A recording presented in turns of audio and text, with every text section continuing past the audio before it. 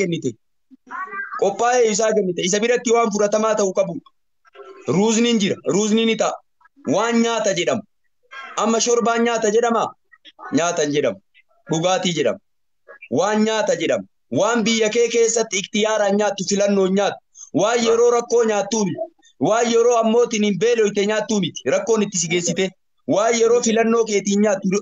Ruuza filannoon nyaattu. Xeefii filannoon nyaattu. Qarbuu filannoon nyaattu. Qamadii filannoon nyaattu. Kana ta'u. Naam. Oleh jalle. Nah berarti caranya Adinaan gaafadhu. Assalamualaikum warahmatullahi wabarakatuh. Waalaikumsalam warahmatullahi wabarakatuh. Ani gaafin tiyya lama sheekha nuti nama amnarra jiru amna musaafira taane fi waa ta'u oolleen beeyne biyya alaa deemna jennee biyyaa deemne duraani bakka deemne san hin geenye fakkeenyaaf yoo rabbiin akka fedhe qaba gaa'ii ta'umaaf durallee taatu jechumaaf hin jaa qabeenya rabbi bakka jirtu sanitti sitti kenne odoo bakka amna deemtu san hin gahin zakkaa irraa baaftamoo irraan baaftu waan kana addaan na baasime. Zakaa qabeenya yoo qabaatte waggaan irra deebi'uun sharti. Nisaaba ga'uun sababa. Sababaan dhufu malee musabbabin jiru jaan. Sababaan maali? Sababaan duniyaan tee bakka irraa baatu ga'u. Bakka zakaan sirratti wajjabde ga'u. Shartiinoo. Shartiin waggaan irra deebi'u birriin tee. Qabadhu sanillee biirii buleen. Sababaan argamu malees musabbabin jiru. Sababaan argamu malee musabbabin jiru. Sababaan maali? Zakaan tee nisaaba bakka san ga'u bakka shariin itti waajiba sirra geedde. Duniyaan tee bakka san ga'u. Shartiinoo waggaan irra deebi'u. Sunniyoomaan osoo waggaan irra deebiin kennullee ni ta'a. Osoo waggaan ittiin ga'iin sunniyoomaan waajiboomaanii miti. Sunniyoomaan kennuun ni ta'a. Waajibaan sirra hin jiru dirqamaan. Sunniyoomaan osoo waggaan hin ga'iin kennuun ni ta'a. Garuu birriin ta'e waggaa ga'uun laalama shartiin. Amma sii galee? Naa galee. Hanga hangamfaa fakkeenyaaf hanga hangamfaa zakkaa ga'uu. Gabaabinumaan warqii diimaa fi warqii adiirran laalta. Warqii diimaa gadiin gad dhaabbataan haga waggaa dhibbaallee deemi. 85 gadi dhiisin. 85 tun gad dhaabbataa gadii gad dhaabbataa. Warqii diimaa 85. Warqii diimaa mana warqii diimaa dhayitee giraamiin takka birrii Itoophiyaa birrii meeqa jettee gaafatta. Giraamiin takka warqii diimaa birrii Itoophiyaa meeqa jettee gaafatta. Fakkeenyaaf birrii 500 yoo siin jedhan 500 kana meeqaan dhooyta? 85 dhooyta. 42,500 dhufu. Birrii Itoophiyaa 42,500 irraa zakaan si qabata. Osoo 42,000 yoo qabaatte hoo waajiboomaan sirra hin jiru yoo sunnaan kennite malee birrii 500 jecha hin hanqatte kaan isaa ban geenye sababaa jennu san hin geenye. 42,500 ga'eemi achirraa zakaa baafta. Akkamiin baafta sanirraa 40 hirta nama 40. Achi yoo qabaatte 100 40 hirta. 200 40 hirta. Miliyoonallee biliyeenallee tiriliyoonallee 40 waa hirta. Bakka irraa ka'u beeku. Giraamni takkitti warqii diimaa meeqa yoo siin jedhan fakkeenyaaf 500 yoo siin jedhan 500 kana 85 dhooytu. 85 gatii gad dhaabbataan dagatiin fuulduraafu. 85 dhuftee waan sii dhufe san laalta. Wanni sii dhufe 42,500. 42,500 birrii Itoophiyaa yoo qabaatte zakaan sirra wajjabe. 42,000 yoo qabaatte sirra hin jiru birrii 500 jecha. Sunniyoomaa yoo kennite malee. Bareeda. Amma sii galee? Naa galee sheekha gaa akkatti addan baafannee nuti musaafira maal kennina jenneetuma yeroo. La musaafirummaan hin laalamu. Musaafirummaan salaata qofa laalamu. Musaafirummaan salaata qofatu ruksaan si ilaalamu. Sooma bichatu ruksaan si ilaalamu. Sooma musaafira keessan nyaattee qadaabaaf. Salaatallee akkatti salaattu qabda shari'aan goote musaafira. Garuu zakaan musaafiraa kuni maaliin hin jiru birriin kee geennaan. Bareeda waan as dura dabre akkam goonaayyee. Wanni dabre kee faata ka keeruun kasiir keerii baay'ee si tare keerii matana jabaadhu. Ayyee galatoome. Ustaaz questionii biraa qabna. Bakka na dhiisa dakkamtu. Tokkocha qofa deebisa please. yeroo percentii ammas irra deebi'ee wannan jedhu caqasi ammas warra deebi'ee wannan jedhu warra sirra jirtarree fullee awwala wanni an seeneef nama fattarsiisuun shari'aa kenna keessatti namni sunnaa se'a bid eegana wanni kun sunnaa shari'aa karaa rasuulaa karaa salafaa se'an jiru in argamne waan qeerroo wal geettee birrii namarraa asirraa guuranii akkaawuntii irra galchaa nama fattarsiisna guyyaa 27 harattu qaba guyyaa 28 ammootiin adaama qaba jedhan sun shari'aan hin goone karaa ammas beeka ulamaa'ii feete gaafata fidi shari'atii isaan karjitu nama boodaatii fi namni boodaa yoo namni sheekaa keessaa deeme ulamaa'iin deeme wanni kun sunnaa se'a namni yoo ammoo wakkaa takkaa lama bichatti gabaabanna amma boodan goonu jedhan akkas keessa maaltu jira shari'aa ufii mul'isu shaa'ira diinii mul'isu islaamni hagana ga'u jechuun mul'isu haa jiraatu amma booda ulamaa'ii walii garanii hin goonu warra boodaa dhufuuf fakkeenya sunnaa se'aa namni shirkiin akka itti nama qabattu akkana bid'aan akka itti nama seentu akkana bid'aan ibaadaa fakkaattee nama seenti siikeerii si fakkaata nama nyaachisuun garuu walgayii akkasitti taa'anii ummata salafaa irraan argamu akkasitti taa'anii lulluuqii jedhanii nyaachisuun salafa irraan argamu siikeerii si fakkaata bid'ammaan takka keerii si fakkaattee si seenti haalan beeknee si seenti keerii fakkaattee garuu ibaadaa keessallee ibaadaa si fakkaattee ibaadaa miti akkisun shar'ii miti akkisun warri salafaan dalaynu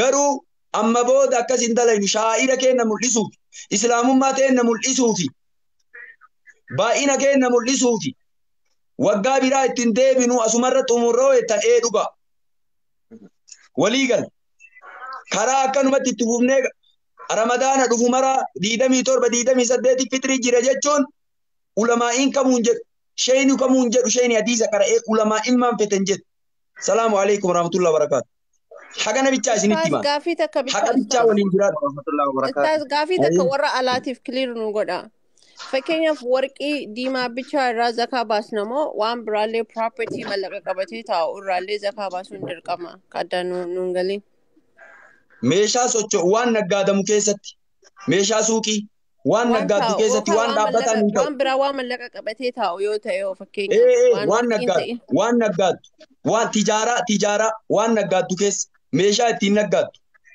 farda fakkeenyaaf namni horii yoo naggaaddu waan macadhisee mallaqa qabatee taa'u akkasumee fakkeenyaaf horii yoo naggaaddu birri irraa baafte ittiin naggaadaa jirta horii irraa zakaa wanni hin ta'u akka itti ba'u qaba birri meeshaa suuqii dammarteetiniin birri irraa baafte lafa bitattee yoo keette birrii lafaa yoo bitatte irra manooraa ijaarachuuf hin ba'u garuu lafa naggaadaa yoo jiraatte lafa bittee naggaadda namni gariin lafa naggaada kino lafa yeroo san jirtu gatii yeroo san jirtuun dhooyitee birrii irraa baafte maaliif nigdii keessa oolchi manooraa irratti ijaarachuuf yoo taate keessa hin jiru hin ba'u irraa garuu lafa yoo ittiin kan naggaaddu taate tijaaraa keessa yoo oole keessaa baafte mana bittee gurgurte mana bittaa gurgurtaa kana keessatti nigdii keessa oolchite waan socho'u keessa jira waan namaa waan dabalu keessa zakaan jira an namaa ajaa'iba waan dabalu keessa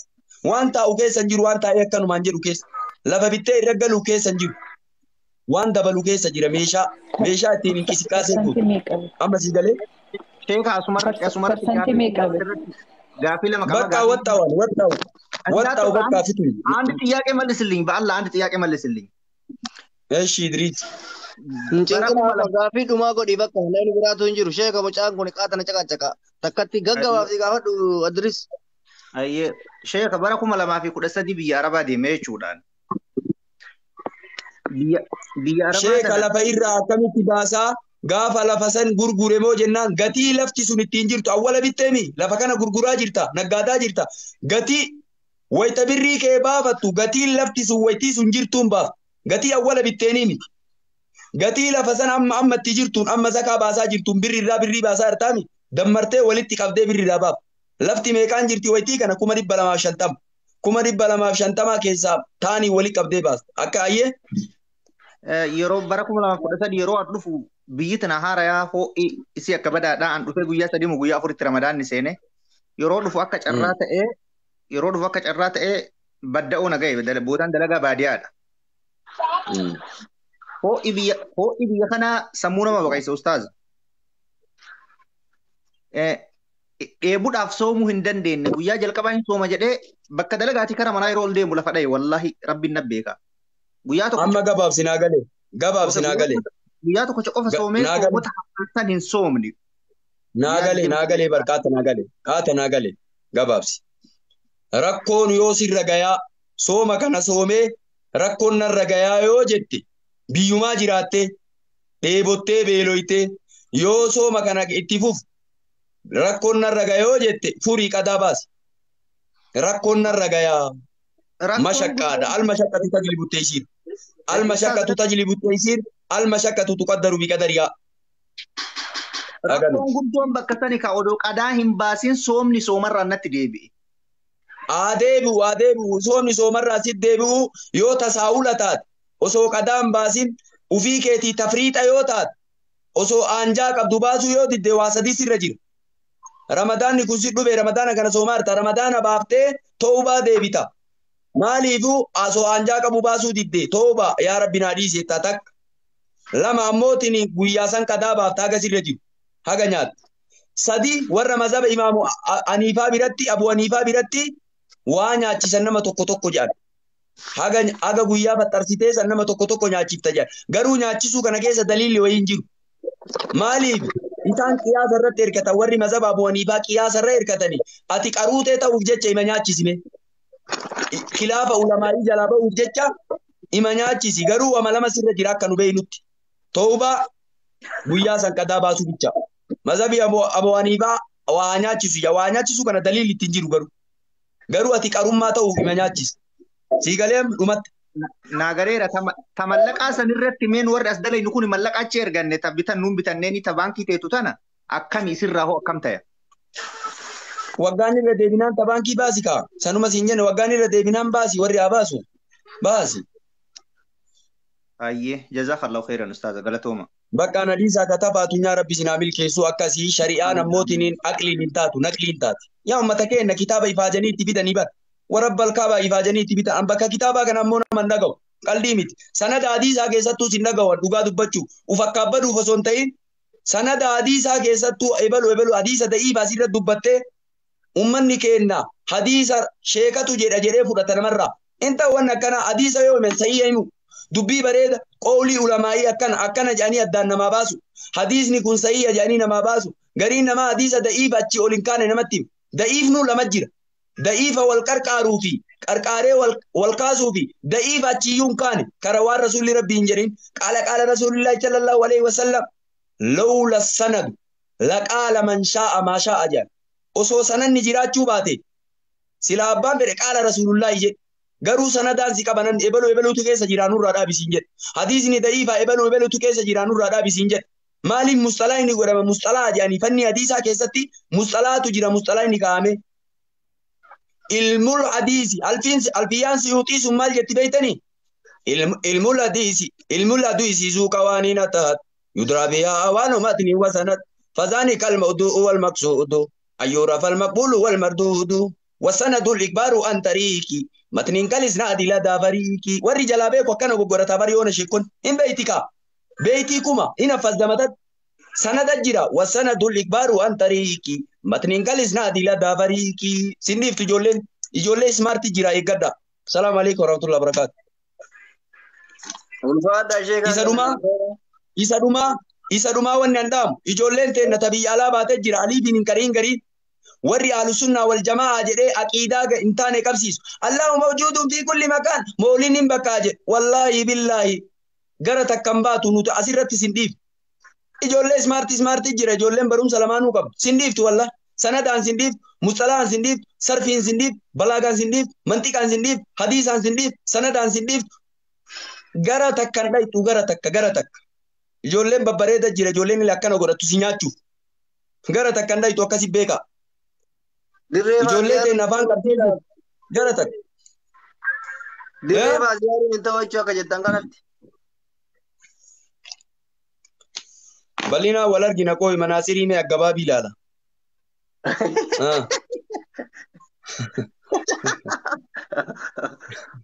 Sheen akka gadi Bakka kun Arab osoo deewar ummanni kun baay'ee barata maaliif beekta? Nama as gaafataa itti naannaa jedhama. mukoofne amma odoo sheekoleen gariin daawaa goote nama 20 laala. Ati nama as Fataa naannaa itti jedha. wallahi. Akkoo fataa itti jedha. Kanaaf siin jedha bara. Kanaaf siin jedha. Wal arginaa qaamaanillee ajjii dhufuu edaa inshaallah qaamaan wal arginaa warra Suudii achi jirtan wal arginaa. Maal jettanis warra ammootiin wal argina inshaallah barumsa walitti kolfaa walitti kennina. Aslii maal jettaati? Asliin Inshallah, jiraayin? inshallah. Muhaadaraa guddaa wayii dura si affeerra laal muhaadaraa guddaa. Affeeraa rakkoon qabu inshaallah. Ijoollee teenna rabbi isin haa ijaaru. Bakka jirtanitti rabbi isin haa ijaaru. Abboo rabbi isin haa ijaaru. Duniyaa Amiin isin dalagattan duniyaa keessan keessa barakaa rabbi haa qabu. Barakaa rabbi haa qabu. Ramadaanni kun bahu abboo rizqiin isin duuka haa baatu. Hiyyummaan mana keessanii haa ba'u. Deeni mana keessanii haa ba'u. Bal'inatti rabbi isin haa baasu. Gabbinatti rabbi isin haa baasu. Tokkummatti rabbi isin haa baasu. Walta'iinsatti rabbi isin haa baasu. Abboo waan isin jettan rabbi haa dhagahu. Waan isin bitaa jettan mirga rabbi haa godhu. Waan isin abboo bitaa jettan mirga rabbi haa godhu. Waan ati fagoo jette kaluu rabbi haa ta'u. Warra abboo biyya alaa jirtu ka duniyaa barbaaddu ka ufillee qayyaree warra kiyyallee qayyare jettoo maal gootaa ati duniyaa duuka fiidaami duniyaan si duuka haa fi.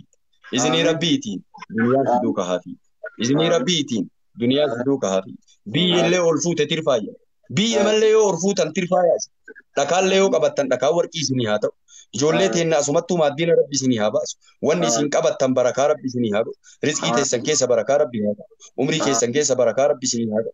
Ramadaana kana keessa milkoottan rabbi isinii haa jedhu. Ramadaanni Ramadaana milkii isinii haa ta'u. Ramadaana gabbinaa rabbi isinii haa ta'u. Ramadaana misoomaa rabbi isinii haa ta'u. Ramadaana kadeege keessa ammallee ittiin milkaa'u. Ka ammallee hiyyoome keessa duroomu rabbi haa godhu. Ramadaana ka mala dhabe rabbiin mala itti godhu rabbi haa godhu. Ka mala dhabe rabbi mala itti haa godhu. Ka mana jaarata dadhabe rabbi itti haa ijaaru. Ka fuudha dadhabe rabbi itti haa fuudhu. Ka duniyaa walii qabamuu fi iddoo walitti si haa qabu. Ka duniyaa haasinni waan yoon jalaa nyaate zaalimni si jalaa nyaate. Abboo waa haasida rabbi sirra haa qabu. Waan yoo rabbi sirra haa qabu. Duniyaan tee bakka jirtu haa galtu. Duniyaan zaalimni nyaate bakka jirtu haa galtu. Duniyaan ati nama kennitee namni sun deebisuu dide bakka jirtu si haa galtu. Bakka jirtu si haa galtu. Bakka jirtu si haa galtu. Si ammoo nama duniyaa ammootiin halaalaa dalagatu rabbi si haa godhu. Nama karaa halaalaa keessa kennatu rabbi si haa godhu. Duniyaa halaalaa nama walitti qabatu rabbi si haa godhu. Haraamarraa rabbi si haa qabu. Halaala rabbi si haa dalaysiisu. Nama dayfa keenyaatu rabbi si haa godhu. Nama waan dalage kan ammoo itti oolu rabbi si haa godhu. Gariin ganda akiraa biraa ta'a. Gariin zaalima nyaata. Nama duniyaa kana itti oolu rabbi si haa godhu. Nama duniyaa kana itti oolu rabbi si haa godhu. Nama duniyaa kana itti oolu rabbi si haa godhu. Nagayaan maatiitti si haa godhu. Nagayaan qe'eetti si haa godhu. Nagayaan haateetitti rabbi si haa godhu. Nagayaan abbeetiin rabbi si haa godhu. Nagayaan maatii keetiin rabbi si haa godhu. Gariin namaa ammoo warra hawwee jira maatii hawwee jira haadha hawwee jira abbaa hawwee jira hurure nagayaan biyyatti rabbi si haa godhu. Haadhateellee umrii rabbi si haa godhu. Abbeellee umrii rabbi si haa kaa'u. Kadaara akiraa taree rabbi haa araru. Ayyoo teenna ta biyyee afattee raffisanii rabbi haa araru. Abbaa keenna ka biyyee afatee raffisanii rabbi haa araru. Obboleessa keenna ka biyyee jala jiru sanii rabbi haa araru. Warra biyyeen jiituu fi gojuullee rabbi itti nu haa araru. Araaramni rabbi nu haa dhaqqabu. Araaramni rabbi nu haa dhaqqabu. Warra ammoo cinqaa qabrii keessa jiru bal'inatti rabbi nu haa baasu. Warra ooqa qabrii keessa jiru bal'inatti rabbi nu haa baasu. Qabbanatti rabbi nu haa baasu. Warra cinqaa keessa jiru laafinnatti rabbi nu haa baasu. Warra ammallee ittiin biyya jiituu fi goyuu rabbi itti nu haa araru. Warra ammoo daara akiraa taree maraafuu rabbi nu haa araru. Nullee rabbi haa araru. Badii teenna rabbi irra nu haa galu. Xiqqoo guddoo badii teennaa irra rabbi nu haa galu. Ta halkan dalayne rabbi nu haa galu. Ta guyyaa dalayne rabbi nu haa galu. Ta mul'ifnee dalayne rabbi nu haa galu. Ta gadi qabannee dalayne rabbi nu haa galu. Dhiifama rabbi nu haa galu. Dhiifama rabbi nu haa galu. Ija rahmataatiin rabbi nu haala. Ija rahmataatiin rabbi nu haala. Ija rahmataatiin rabbi nu haala. Ija rahmataatiin rabbi nu haala. Amaana ofii keessa rabbi nu haa oolu. Tika ofii keessa rabbi nu haa oolu. Amaana ofii keessa rabbi nu haa oolu. Tika ofii keessa nu haa oolu. Jaarsaaf jaartii warra wal dhabdan afaan keessan afaan hadiisaa rabbi haa godhu. Afaan quraanaa rabbi haa godhu. Warra jaarsaaf jaartii abbootiin akkanatti waliin jirtan afaan keessan afaan hadiisaa rabbi haa godhu. Afaan quraanaa rabbi haa godhu. Ilma isinii jallate rabbi isinii haa gadhu. Ilma isinii jallate rabbi isinii haa gadhu. Ka ilmi itti jallate rabbi si haa gadhu. Ka ilma dhabde rabbi si haa kennu. Wal keessa rabbi si haa kennu. Ka ammoo ilma hawwitee ilma rabbi si haa kennu. Ka ilma hawwitee ilma rabbi si haa kennu. Ka ilma hawwitee ilma rabbi si haa kennu. Haadhatee naga yoona ciniinsurra jirtu jira rabbi haa fuudhu. Nagaa yaa rabbi haa hiiku. Nagaa yaa rabbi haa hiiku. Ka yoona ciniinsurra mana haatinii jirtu jira nagaa yaa rabbi haa hiiku. Nagaa yaa rabbi haa hiiku. Warra dhukkubsate rabbi haa aafu. Warra siree qoronya'amee ciisu rabbi haa aafu. Warra ammootiin ganamaa galgalli ammootiin kama siree ta'e. Ganamaa galgalli ammootiin irraa haan arganne san ka garanallee na gara galchaamee jiru san mee garanattillee na deebisaa ka jiru san rabbi haa aafu. Ka ammoo hafuurri isaa oksijiinii ta'e san rabbi haa aafu. Hafuuraatiin baafattaa alhamdulillahi jedhe nama garii oksijiinii itti hidhanii akkasitti jira rabbi haa aafu. Nama ammoo abbaan ammootiin kinnoo lafa itti gurguratee jira. Lafa kontiraata itti kennatee jira. Masgiida itti kadhatee jira abboo. Waan godhu wallaalee mataan dhukkubee jira. Waa mara itti fixateetiin bira dhaabatee yaa rabbi ilmummaan kiyya gaafuma kam naaf haatummaan mataan dhukkubee ilmummaan kiyya gaaf kan naaf yaa rabbi nama jedhu jira yaa rabbi nu yaa rabbi nu yaa rabbi nu yaa rabbi nu qalbii warraallee nu gammachiisi yaa qalbii warraallee nu gammachiisi yaa rakkataa keenya rakkoo keessaa baasi yaa rakkataa musliimaa rakkoo keessaa nu baasi yaa rakkataa musliimaa rakkoo keessaa nu baasi fayyaa tana nurra tursiisi yaa ilmaan nu fattanii yaa duniyaan nu fattanii yaa jaartiin nu fattanii yaa kubaan nu fattanii yaa beelaan nu fattanii yaa shigirii nu fattanii yaa birgirii nu fattanii yaa nu fuutee gan nu deebisii yaa nu mul'iftee nu dhashii yaa nu dubbachiiftee nu callisisii yaa waan kadhanne kana nu dhagahi yaa galmeen nabira geette nuun jedhi yaa isin ilaalamte nuun jedhi yaa nabira geette nuun jedhi yaa akka teettanii milkooytan nuun jedhi yaa teessuma tana ta jannata keessa wal arginu rabbi haa yaa rabbi nu dhagahi yaa Allah yaa Allah yaa Allah يا الله سبحان ربك رب العزة عما يصفون وسلام على المرسلين والحمد لله رب العالمين السلام عليكم ورحمة الله وبركاته جزاك الله خيرا شيخ والله ربي نسين رجالته ummanni keenya isin jaalataa galatooma ulfaadha yeroo dheeraa nu kennitanii barumsa guddaa nu kennitanii ulfaadha kabajamaa rabbi kabajaan isin haa bulchisin hin jenna yoo bakka deemtan qabaattan isin fayyamne أخونا نلا قدير أي